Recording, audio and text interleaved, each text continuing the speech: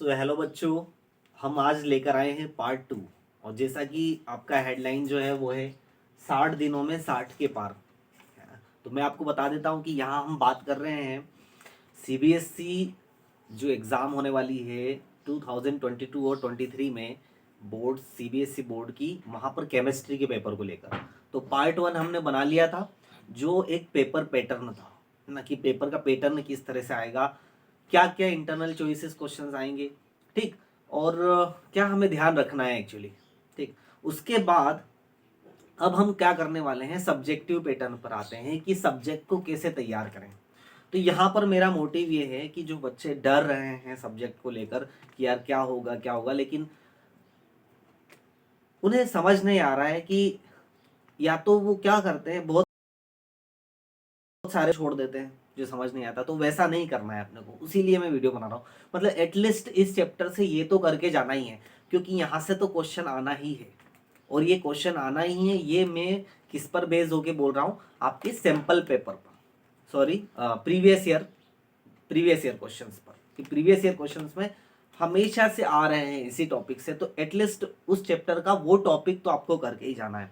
और भी बहुत सारी हम इसमें बातें करेंगे कि आपको क्या कितना हेल्प अभी से अगर हम करने लग गए बातें, अभी से क्लैरिटी आ गई माइंड में केमिस्ट्री के पेपर को लेकर, तो बहुत इजीली आपका 60 दिनों में 60 के पार जाएगा। 60 दिन का मतलब है कि आपने 60 डेज दे दिए। अब हम अगर इसकी बात करें चैप्टर्स की, तो हमारे पास 10 चैप्टर्स हैं केमिस्ट्री को लेकर। तो केमिस्ट्री को लेकर 10 चैप्टर्स हैं, तो 10 चैप्टर को डिवाइड करते हैं 60 में, तो 6 डेज आ रहे हैं एक चैप्टर के लिए। और एक चैप्टर के लिए 6 डेज, यानी कि एक दिन आपने 3 घंटे भी अगर दिया केमिस्ट्री को अच्छे से, तो आपके पास जो है 18 आवर्स आएंगे आपको एक चैप्टर को तैयार करने के लिए। बहुत सफिशियंट है, आराम से आप कर सकते हैं। तो इस लॉजिक को लेकर थोड़ा सा चलिएगा अपने माइंड में, तो ज़्यादा बेनिफिट होगा। चलिए अब हम आगे बढ़ते हैं। मैंने यहाँ पर चैप्टर 1 लिखा है सॉल्यूशन, तो पहला चैप्टर आपका सॉल्यूशन ही है। अब यहाँ पर हम अगर इस तरह से, पहले एक बात और आपको बता देता हूँ ऑब्जेक्टिव टाइप क्वेश्चंस की या मल्टीपल चॉइस क्वेश्चंस की। तो मल्टीपल चॉइस क्वेश्चंस को आप कैसे तैयार करें, तो मेरा यूं कहना है कि पहली जो बात है, ऑब्जेक्टिव या मल्टीपल चॉइस क्वेश्चन को तैयार करने के लिए आपको एक बार तो एनसीईआरटी को थॉरोली पढ़ना ही पड़ेगा। इनकी जो सॉल्यूशन वाला चैप्टर है उसको आपको अच्छे से थॉरोली पढ़ना है, बहुत ध्यान से, क्योंकि सभी चैप्टर से एमसीक्यूज आने वाले हैं। ऐसा कोई चैप्टर नहीं है जहां से नहीं आएगा, क्योंकि 18 क्वेश्चंस हैं, तो 18 क्वेश्चंस आएंगे चैप्टर्स। तो एक बार पहला काम जो है आपका वो कर लेना, आप थॉरली एनसीईआरटी को अच्छे से रीड कर लेना। ये 18 आवर्स देना है अपने को एक चैप्टर को, इतना ध्यान रखना, ठीक। थॉरली करने के बाद उसके लिए, और आप जब आप थॉरली पढ़ लेते हैं उसके बाद आपको इजी क्या हो जाता है मैं आपको बताता हूँ, ऑब्जेक्टिव और अच्छे से सोल्व होंगे। ऑब्जेक्टिव फिर आप जो है, जो ऑब्जेक्टिव क्वेश्चंस जो प्रीवियस ईयर में आए हुए हैं, जो प्रीवियस ईयर में आए हुए उन ऑब्जेक्टिव क्वेश्चंस को आप कर सकते हैं। दूसरी बात, तीसरी बात, जो सैंपल पेपर्स हैं, जो असेसमेंट पेपर हैं, उनमें जो आपको दे रखे हैं, एक पैटर्न दे रखा होता है ना, वो पैटर्न आपको जब ऑब्जेक्टिव का समझ में आ जाएगा कि यार इस चैप्टर से ये वाले क्वेश्चंस आते हैं, बार बार असेसमेंट पेपर में आ रहे हैं, बार बार सैंपल पेपर में आ रहे हैं, प्रीवियस ईयर में भी आ रहा है, तो आप वो क्वेश्चंस को इजीली क्या कर सकते हैं, वो एक एक पैटर्न आपके माइंड में बन जाएगा। एक्चुअली ये एक सब्जेक्ट का पैटर्न बन रहा है आपके माइंड में, है ना, आपको कॉन्फिडेंस बनाने के लिए, कॉन्फिडेंस आने के लिए भी, और क्वेश्चन को सॉल्व करने के लिए भी। तो ऐसे ही ऑर्गेनाइज्ड वे में पढ़ना है अपने को, है ना। बगैर ऑर्गेनाइज वे में पढ़ोगे आप, है ना, अनऑर्गेनाइज पढ़ोगे, तो भले ही कितना ही पढ़ लो आप नंबर लेके नहीं आएंगे। तो जो भी बच्चे हैं, है ना, वो थोड़ा सा ध्यान दें, इस बात पर कंसिडर करें इस चीज को। तो दो चीजें कर ली, तीन चीजें मैंने आपको बता दी है। पहली जो है, मल्टीपल चॉइस क्वेश्चंस के लिए आप क्या करने वाले हैं, थॉरोली तो पढ़ना ही है आपको एनसीईआरटी, क्योंकि कहाँ से क्वेश्चन बन जाएगा, क्योंकि ऑब्जेक्टिव होते ही ऐसे हैं क्वेश्चन, और बहुत आसानी से क्वेश्चन बन जाता है, निकल जाता है। आप कहते हैं कि ये नहीं आया, वो नहीं आया, तो ऑब्जेक्टिव टाइप का खत्म हो गया। दूसरी चीज जो है, 2 नंबर, 3 नंबर और 5 नंबर की, वो क्वेश्चन मैं आपको तैयार करवाता हूँ, ठीक। चलिए एटलीस्ट की बात मैं यहाँ पर करूंगा, करना है आपको पूरा, आप पूरा कीजिए खुशी खुशी, मुझे कोई प्रॉब्लम नहीं है, और बल्कि बहुत अच्छी बात है। लेकिन जो डर रहे हैं यार नहीं, तो फिर इतना तो एटलीस्ट कर लीजिए। और जिन्होंने पूरा कर लिया है, फिर भी मैं जो बताऊंगा उस पर आप एक बार जो लास्ट लास्ट में आप उन पर ज्यादा फोकस करके जाएं, ठीक। चलिए, तो सॉल्यूशन चैप्टर को हम देखते हैं। तो यहाँ पर टाइप्स ऑफ सॉल्यूशन है, कंसंट्रेशन टर्म है, सॉल्युबिलिटी है, रॉल्स लॉ, इसके पहले वेपर प्रेशर आ जाता है, vapour pressure, Rawls law, ideal and non ideal solution, ये एक तरह का एक अलग टॉपिक हो गया हमारा। इसमें कॉलिगेटिव प्रॉपर्टी और वान टॉप फैक्टर, चलिए, तो मैं यहाँ पर कहता हूँ कि सॉल्यूशन जो चैप्टर है वो एक न्यूमेरिकल है, न्यूमेरिकल बेस्ड चैप्टर है, यानी कि फिजिकल केमिस्ट्री का चैप्टर है। तो यहाँ से न्यूमेरिकल आना तो है ही, ठीक। न्यूमेरिकल यहाँ से बच नहीं सकता, न्यूमेरिकल आएगा ही आएगा, फाइनली आएगा। तो न्यूमेरिकल कहाँ से आएगा मैं आपको बता देता हूँ, कॉलिगेटिव प्रॉपर्टी से आएगा, ठीक है। तो एक चीज हमने यहाँ पर नोटिस कर ली कि भैया न्यूमेरिकल तो जरूर आना है, लेकिन न्यूमेरिकल कहाँ से आएगा वो भी मैंने आपको बता दिया है। न्यूमेरिकल आएगा यहाँ पर कोलिगेटिव प्रॉपर्टी से।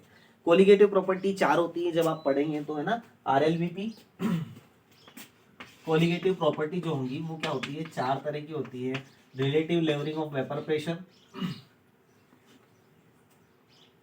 एलिवेशन इन बॉइलिंग पॉइंट,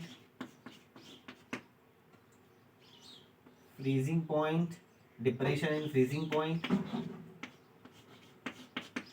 और osmotic pressure.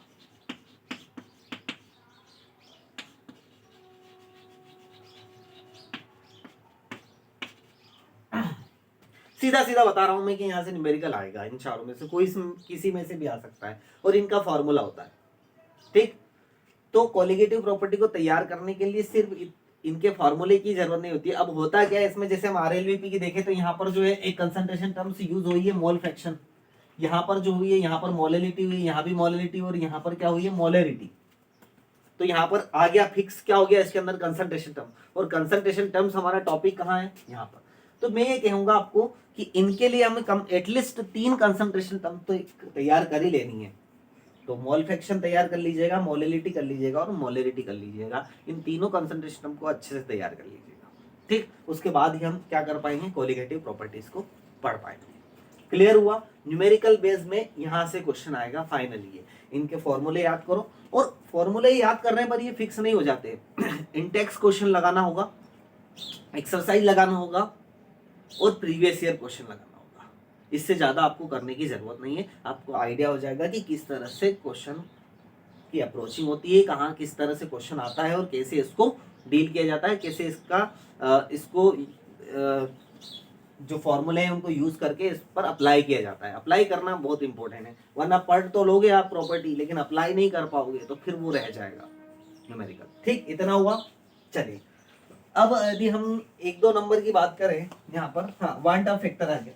Want of factor को मैं समझाऊं थोड़ा सा इन शॉर्ट में, तो जब हम कोलिगेटिव प्रॉपर्टी पढ़ते हैं तो ये नॉन इलेक्ट्रोलाइट सॉल्यूशन के लिए पढ़ते हैं डायरेक्ट। नॉन इलेक्ट्रोलाइट मतलब जो कि पानी में डिसोसिएट नहीं होते वाटर में, जैसे कि यूरिया हो गया, शुगर हो गया, है ना, इस तरह के। लेकिन जैसे ही डिसोसिएशन या एसोसिएशन वाले कोई भी इलेक्ट्रोलाइट आते हैं तो इनकी जो प्रॉपर्टी है वो चेंज हो जाती है। हालांकि कोलिगेटिव प्रॉपर्टी किस पर डिपेंड करती है, अमाउंट ऑफ सब्सटेंस पर, है ना। तो अमाउंट वहां पर क्या हो जाता है, चेंज हो जाता है। तो देखो ध्यान से,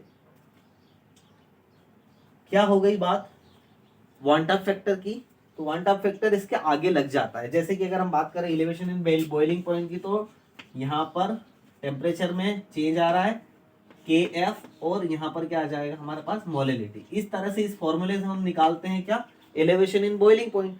लेकिन जैसे ही कोई नॉन इलेक्ट्रोलाइट सॉल्यूट आ जाता है तब वहां पर वांट ऑफ फैक्टर की जरूरत होती है। और वांट ऑफ फैक्टर कैसे निकालते हैं वो आपको बुक में आप पढ़ोगे तो आपको समझ आ जाएगा। लेकिन सिर्फ चेंज क्या होगा, वही कोलिगेटिव प्रॉपर्टी रहेगी, और वांट ऑफ फैक्टर क्या हो जाएगा, यहाँ पर मल्टीप्लाई हो जाएगा I में। इस तरह से इसका भी यूज छोटा सा है यहाँ पर, लेकिन काफी कंसेप्चुअल है।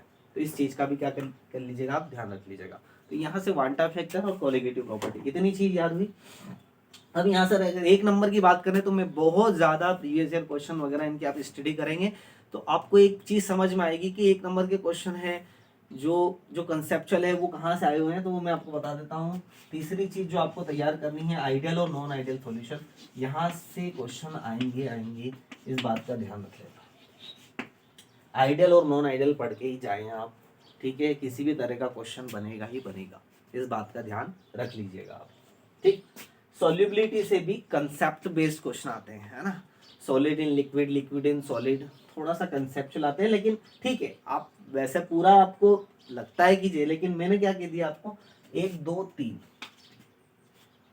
3 की इस चैप्टर से अच्छे से तैयारी कीजिएगा, ठीक है। वेपर प्रेशर, रॉल्स लॉ, यह पढ़ लेते हैं, अच्छी बात है, कोई प्रॉब्लम नहीं है, ठीक।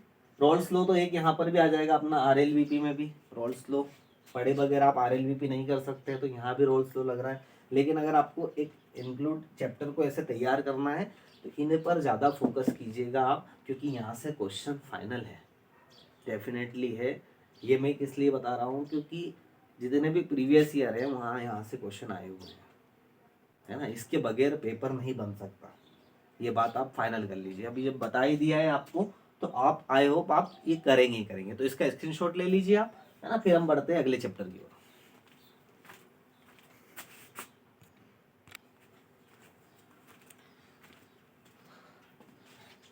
सो बच्चों अब हम आते हैं चैप्टर सेकंड पर, जिसका नाम इलेक्ट्रोकेमिस्ट्री है और बहुत ज़्यादा डराता है, क्योंकि ऑब्वियसली चैप्टर बहुत बड़ा है, ठीक है। तो मैं यहाँ पर अपनी तरफ से कोशिश करूँगा, और जो भी मैं रिसर्च करके लेके आया हूँ आप लोगों के लिए कि यार ये करना बहुत ज़रूरी है आपके लिए, तो चैप्टर अच्छे से आप अच्छे से नंबर्स तक पहुँच सकते हैं वहाँ पर। तो 3 पोर्शन है यहाँ पर, आपको मैंने डिवाइड कर दिया है चैप्टर को। इलेक्ट्रोलाइटिक कंडक्टिविटी यहाँ पर, जिसमें कंडक्टेंस, रेजिस्टेंस, कंडक्टिविटी, है ना, specific conductivity, specific resistivity, molar conductivity, limiting molar conductivity, और फिर आ जाता है कोरडॉस लॉ। तो ये एक पोर्शन अलग हो गया। तो यहाँ से भी न्यूमेरिकल आ सकते हैं, क्योंकि ये भी चैप्टर क्या है, फिजिकल केमिस्ट्री का, तो यहाँ से न्यूमेरिकल आने वाले हैं, ठीक। दूसरी जो बात यहाँ पर सेकंड जो मेरा बहुत फेवरेट है, मैं फिर बता रहा हूँ, redox reactions and electrochemical cell, electrode potential और नल्स इक्वेशन। ये दूसरा मैंने टॉपिक इस तरह से अरेंज कर दिया है। और तीसरा जो है वो इलेक्ट्रोलिसिस है, जिसमें फेराडेज लॉ है, बैटरीज हैं, फ्यूल सेल्स है एंड कोरोजन, है ना। इतनी चीजें आती है। तो ये तो एक ओवरऑल व्यू हो गया। लेकिन अब हमें क्या करना है, तो सबसे पहले इस चैप्टर को, तीनों ही अलग अलग है, तो मैं कहूँगा कि किसी को भी जो अच्छा लगता है या जिसने जो प्रिपेयर कर लिया है, अच्छी बात है, नो प्रॉब्लम। लेकिन मैं यहाँ पर एटलीस्ट की बात करता हूँ, तो एटलीस्ट आपको कितना करके जाना चाहिए और कैसे करके जाना चाहिए कि आपके नंबर्स नहीं कटे। वरना आप करके तो जाते हैं लेकिन नंबर इसमें क्या हो जाते हैं, कट हो जाते हैं। तो मैं जो है, मैंने जब देखे पेपर्स वगैरह प्रीवियस ईयर, तो एक चीज मुझे समझ आई कि यार नल्स इक्वेशन के बगैर जो है पेपर बनता ही नहीं है। तो क्यों हम उस चीज को अप्लाई करें चीजों में। तो मैं उठाता हूँ सेकेंड वाला क्वेश्चन कि अगर यहाँ पर न्यूमेरिकल आता है तो किससे आता है। यहाँ पर पहली बात नल्स इक्वेशन से आता है, ठीक। जब नल्स इक्वेशन से आता है तो इतना आसान भी नहीं है ना, क्योंकि नल्स इक्वेशन आपने लिख ली, कोई बात नहीं। नल्स इक्वेशन से हम ई सेल निकालते हैं, ई नोट सेल, सर हो गया काम। 0.059 अपॉन n लोग, ऊपर ऑक्सीडेशन वाला लिखना है और नीचे कंसंट्रेशन किसकी रखनी है, रिडक्शन वाली। क्या इस एक ही इक्वेशन से काम हो जाएगा? नल्स इक्वेशन नहीं होगा। वही गलती करते हैं बच्चे, यार हमें तो आ गया, लेकिन गलती बहुत करते हैं। इसलिए इसकी एक प्रोसेस होती है। देखो एन यहाँ पर क्या है, नंबर ऑफ इलेक्ट्रॉन। तो किसमें नंबर ऑफ इलेक्ट्रॉन, तो रिएक्शन में। रिएक्शन में क्या हो रहा है, क्या हो रहा है, या तो इलेक्ट्रॉन डोनेट हो रहे हैं, या गेन हो रहे हैं, या क्या हो रहे हैं, लूज हो रहे हैं। तो वहां पर क्या हो रही है, ऑक्सीडेशन एंड रिडक्शन रिएक्शन हो रही है।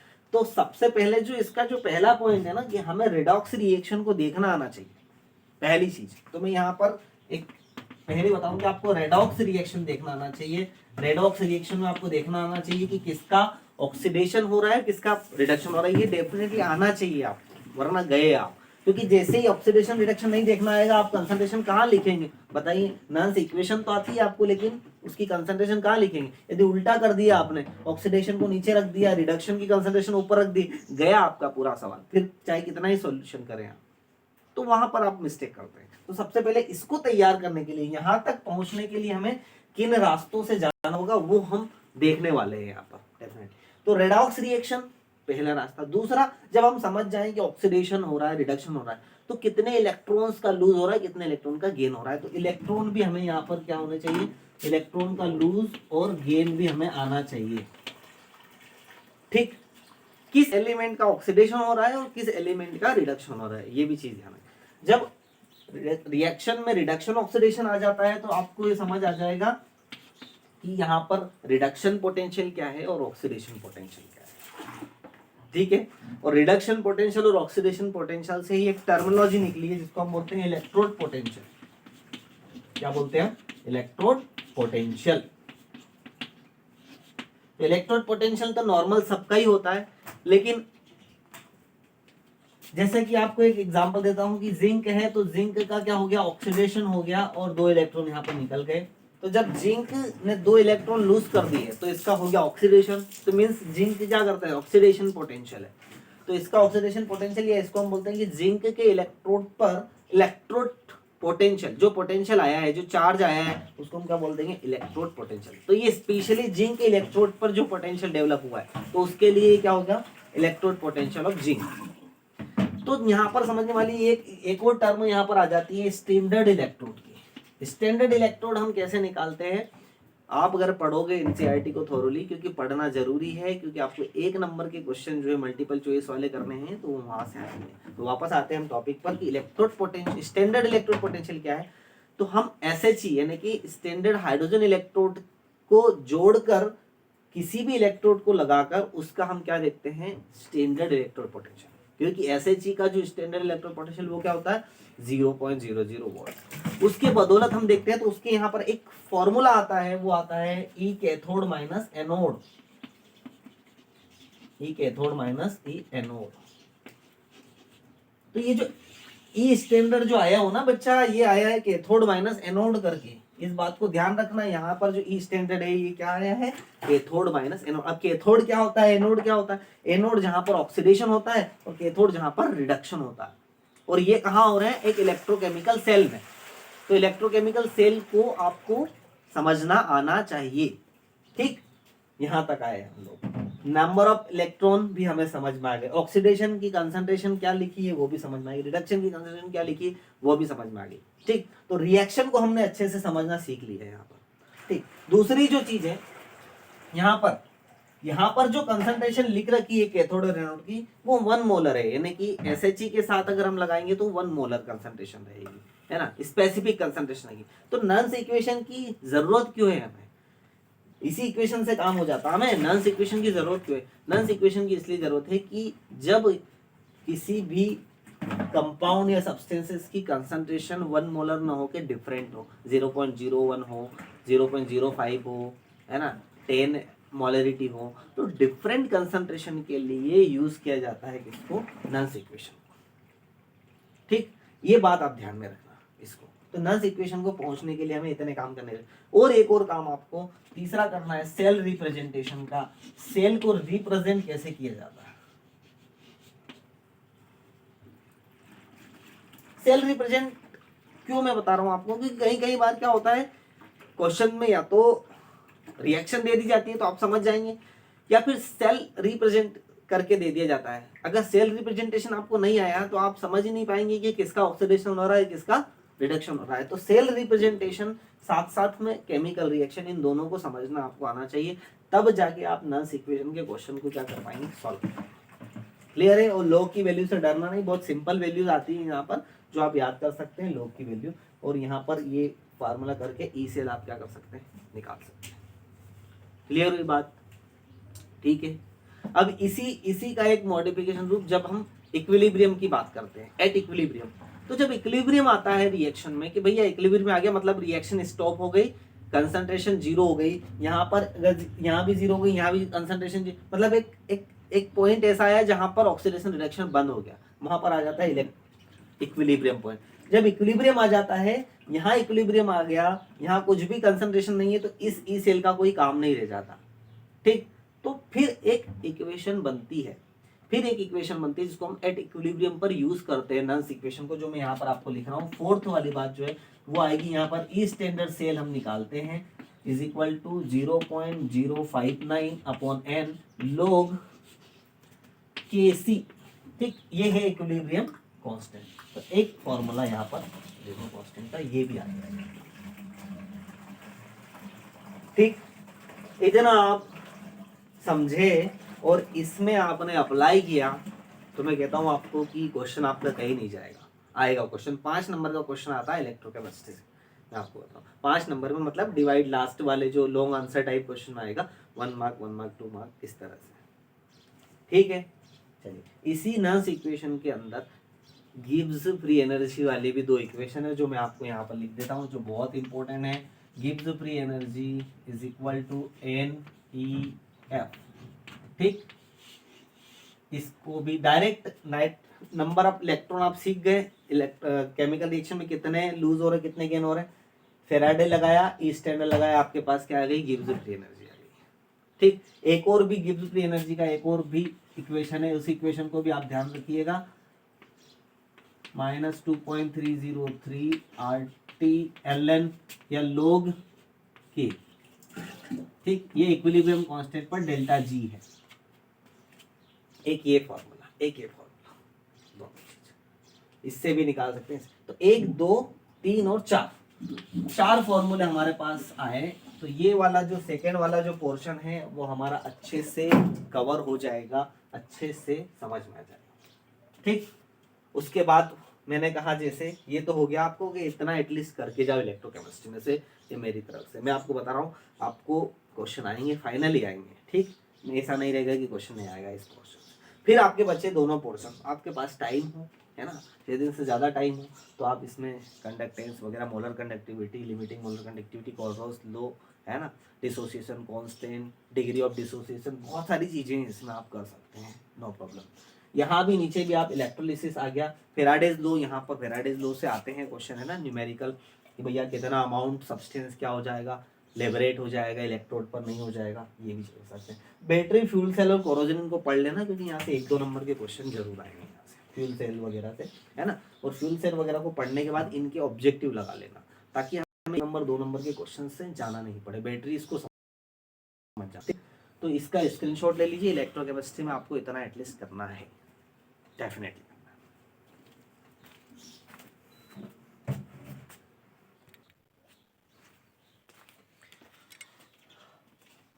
चलो बच्चों, अब ये वीडियो का हमारा लास्ट टॉपिक रहेगा। 3 चैप्टर हमने पार्ट 2 में देखे, ठीक है। अब पार्ट 3 भी आ जाएगा, पार्ट 4 भी आ सकता है, ठीक है। जैसे भी चैप्टर हमारे पास बचे हुए हैं उसके अकॉर्डिंग कि हम देखेंगे कि क्या पढ़ना है और कैसे पढ़ना है और कितना पढ़ना है, और हमारी स्ट्रेंथ के अकॉर्डिंग हमें कितना पढ़ना चाहिए, कितना समझ में आ रहा है। क्लियर हुई बात? उसी के लिए मैं एटलीस्ट पर मेहनत कर रहा हूँ कि एटलीस्ट इतना ना। तो अभी जो इलेक्ट्रोकेमिस्ट्री में मैंने आपको समझाया कि इतना, तो इतना सिर्फ पढ़ने से और उसके इक्वेशन लिखने से नहीं होगा, उनको आपको इंटेक्स भी लगाने पड़ेंगे, एक्सरसाइज लगाने पड़ेंगे और पीवाईक्यूज लगाने पड़ेंगे। डेफिनेटली आपके टाइम के अकॉर्डिंग आप देख लेना कि आप कितना लगाना चाहें। ठीक, अगला जो चैप्टर है वो भी फिजिकल केमिस्ट्री का है, यानी कि यहाँ से भी न्यूमेरिकल आते हैं और आएंगे। तीनों चैप्टर में मैंने आज न्यूमेरिकल की बातें की। न्यूमेरिकल करना बहुत आसान है, लेकिन क्वेश्चंस को समझ में क्वेश्चन अगर समझ में आ जाता है तो बहुत आसान चीज़ है, सबसे आसान चीज़ें हैं, क्योंकि यहाँ पर फार्मूले तो याद रह जाते हैं लेकिन क्वेश्चन समझ में नहीं आता है कि किस तरह से क्वेश्चन बना हुआ है। सो डेफिनेटली इतना भी उलझाकर क्वेश्चन नहीं आता है, डायरेक्ट क्वेश्चन आता है न्यूमेरिकल का, लेकिन फिर भी आप नहीं कर पाते हैं तो ये आपकी मेहनत की कमी है और बाकी कुछ नहीं है। समझ की कमी नहीं है, मेहनत की कमी है। समझ तो आप जाएंगे, मेहनत आपको करना होगी। ठीक, चलिए हम आ जाते हैं केमिकल काइनेटिक्स पर, और 3 पोर्शन में मैंने फिर लिख दिया है यहाँ पर। पहला, rate of chemical reaction and factors affecting, यहाँ पर जो है इंस्टेंटेनियस रेट ऑफ रिएक्शन, है ना, एवरेज रेट ऑफ रिएक्शन, और इससे रिलेटेड छोटे मोटे जो कंसेप्ट है ना, बराबर में आप पढ़ेंगे तो आपको समझ में आएगा। तो पूरा चैप्टर एक बार थॉरोली पढ़ लीजिए अच्छे से, ताकि आपके 1 नंबर वाले क्वेश्चन जो हैं वो कहीं ना कहीं आपके दिमाग में रह जाए, उसका रीजन और उसका कंसेप्ट आप दे पाए। क्लियर हुई बात? चलिए दूसरा, अब यहाँ पर एटलीस्ट कितना करना चाहिए, तो फिर मैं सेकंड वाले पोर्शन को उठाना चाहूंगा कि जब मैंने स्टडी की, रिसर्च किया, तो मुझे पता चला कि यहाँ से क्वेश्चन बहुत आते हैं, ऑर्डर ऑफ रिएक्शन से क्वेश्चन आते हैं। तो सबसे पहले पढ़ लीजिए कि ऑर्डर ऑफ रिएक्शन क्या होती है। तो जनरली हमारे पास यहाँ पर 2 तरह की ऑर्डर ऑफ रिएक्शन है, जीरो ऑर्डर और फर्स्ट ऑर्डर, दोनों की ही बात करता है इसमें, ठीक है। स्यूडो ऑर्डर भी है, लेकिन इतना मुझे नहीं दिखा उसका क्वेश्चन वगैरह, इसलिए मैं वहां पर बात नहीं करूंगा। तो फर्स्ट ऑर्डर और जीरो ऑर्डर रिएक्शन, तो मैं यहाँ पर लिख देता हूँ कि हमें एटलीस्ट कितना करना चाहिए, है ना, कि एटलीस्ट इतना तो हम पढ़ के जाए। वो है हमारा पहला जो पोर्शन है, वो है order of reaction, order of reaction. ठीक, और ऑर्डर ऑफ रिएक्शन में भी हम फर्स्ट ऑर्डर रिएक्शन की बात करते हैं, फर्स्ट ऑर्डर की बात करते हैं। फर्स्ट ऑर्डर की रिएक्शन में हम देखेंगे यहां पर इंटीग्रेटेड रेट इक्वेशन पूछता है। Integrated rate equation first order की क्या है आपको पता है, K is equal to,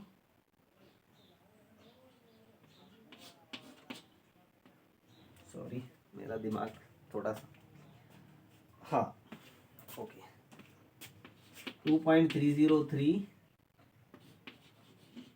log initial minus final. ठीक, और अगर इसकी हाफ लाइफ की बात करें हम, तो हाफ लाइफ की जो है वो रहेगी 0.693 अपॉन। तो ऑर्डर ऑफ रिएक्शन में यदि हम फर्स्ट ऑर्डर की बात करें बच्चों, तो दो ही इक्वेशन हमारे पास है, इंटीग्रेटेड रेट इक्वेशन, जो सॉल्व करने के बाद आई है। बुक में आप देखेंगे कि किस तरह से इसका डेरिवेशन हुआ है और किस तरह से हमारे पास आई है। तो इसको समझते हैं। ये क्या है, रेट कांस्टेंट है, ये टाइम है, लोग आर नोड जो है ये क्या इनिशियल कंसंट्रेशन है। अभी रिएक्शन में इनिशियल कंसंट्रेशन क्या रही और बाद में रिएक्शन होने के बाद फाइनल कंसंट्रेशन क्या हुई। तो initial concentration versus final concentration आपको यहाँ पर रखना है। ये लगभग सेम थोड़ा सा दिख रहा है आपको ना, नॉन इक्वेशन जैसा, तो इसको थोड़ा सा ध्यान रखना है। इनिशियल और फाइनल का ध्यान रखना है। अब ध्यान रखोगे कैसे, जब क्वेश्चन करोगे तो क्वेश्चन करोगे आपको समझ में आएगा, है ना, कि ये अच्छा इस टाइप का क्वेश्चन है। तो क्वेश्चन भी अलग अलग टाइप के होते हैं, है ना। डायरेक्ट किसी में लग जाती है ये इक्वेशन और डायरेक्ट किसी में नहीं लगती है। तो इस चीज का थोड़ा ध्यान रखना। टी हाफ ने हाफ लाइफ टाइम भी उतार, कभी कभी दोनों ही क्वेश्चन एक साथ पूछे जाते हैं और कभी कभी अलग भी पूछ लिए जाते हैं एक नंबर के लिए। तो हाफ लाइफ ये तो कुछ नहीं करना है आपको। हाफ लाइफ अगर पूछेगा फर्स्ट ऑर्डर की, तो ये रेट कांस्टेंट दे दिया जाएगा आपको। तो 0.693 में अपन रेट कांस्टेंट लगाएंगे तो आपको क्या हो जाएगा, यहाँ पर टी हाफ लाइफ आ जाएगा। क्लियर है ना?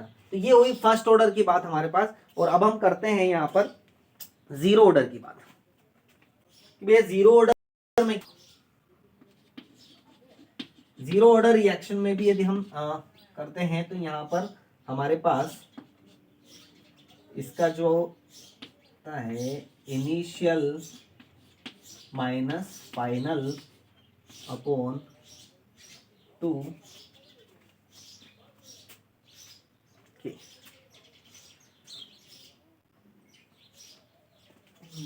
ठीक।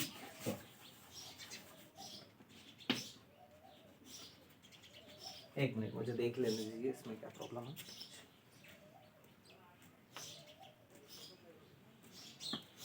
हाँ ठीक है।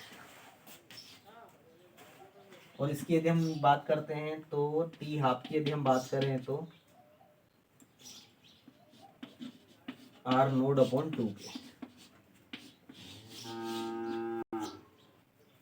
मैं कंफ्यूजन था यहाँ पर कि टी यहाँ पर आ जाए कि यहाँ पर। तो आप भी ध्यान रखिएगा, ऐसा जरूरी नहीं है कि के ही पूछे। कभी आपसे टाइम पूछ ले जाता, टाइम पूछ अगर ले लिया जाता है तो फिर क्या करेंगे आप, के नीचे आ जाएगा, तो रेट कांस्टेंट नीचे आ जाएगा। इस तरह से न्यूमेरिकल में इनको आपको एक्सचेंज करना भी आना चाहिए, है ना।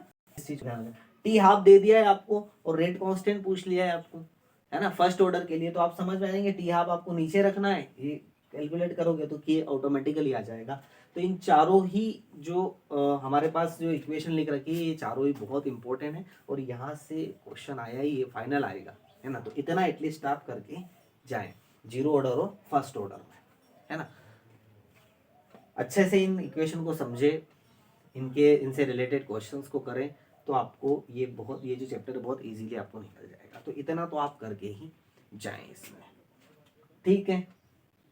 ये वाला तीसरा जो यहाँ पर एक कंसेप्ट है, collision theory, activation energy, Arrhenius equation, है ना। तो आर्हेनियस इक्वेशन से क्वेश्चन जरूर आता है, यहाँ से भी आता है, जरूर नहीं बोलूंगा क्योंकि है ना डिलेटेड पार्ट था कुछ 2 सालों से आई थिंक, तो इसलिए मे भी पॉसिबल आ सकता है। लेकिन हाँ एटलीस्ट इतना तो आपको करके ही जाना है। आर्हेनियस इक्वेशन भी एक इक्वेशन है, तो वो इक्वेशन देख के आप उसमें भी आप ट्राई कर सकते हैं, है ना। मैं इसलिए नहीं बता रहा हूँ यहाँ पर कि मैं बता दूंगा तो आपको लगेगा कि सारा ही बता दिया, बचा क्या है। तो एटलीस्ट इतना पहले कर लो, कॉन्फिडेंट हो जाओ, कंफर्मेटरी हो जाओ कि इतना हमें याद है, चैप्टर कॉन्फिडेंस में आ जाएगा तो आप ये भी कर लोगे वो भी कर लोगे। बहुत यहाँ से भी न्यूमेरिकल आते हैं, है ना। यहाँ पर भी जो कंसंट्रेशन टर्म वाली जो बात होती है वहाँ पर भी न्यूमेरिकल्स छोटे मोटे 1-2 नंबर के न्यूमेरिकल्स यहाँ से भी बन सकते हैं, ठीक।